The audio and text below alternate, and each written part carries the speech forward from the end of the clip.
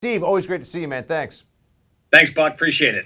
So you have the kids in cages line coming back all of a sudden. I remember when that was being used against President Trump with considerable political effect. It was being magnified by all the media. Jen Psaki, the White House press secretary, said this. I want to have you respond to it. Kamala Harris said that this facility, putting people in this facility, was a human rights abuse committed by the United States government. And Joe Biden said, under Trump, there have been horrifying scenes of at the border of kids being kept in cages. Now, it's not under Trump, it's under Biden.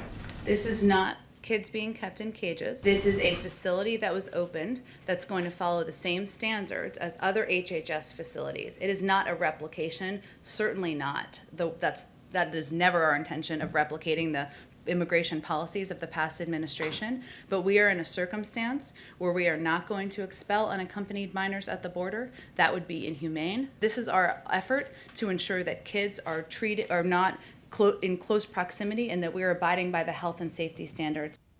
What do you make of it, Steve? Well, Buck, the hypocrisy and wordplay here is really stunning from the Biden administration. What the Democrats and the corporate media willingly called kids in cages previously, now I guess we're going to refer to it as undocumented minors in cubicles that are locked, that have bars on the windows, and that's not kids in cages. It's absurd, of course. But to the broader policy point here, listen, it is a sad reality right now that our migrant youth detention facilities are almost full, that overall apprehensions, as you put up on the screen, are soaring. And there's a reason for that, Buck.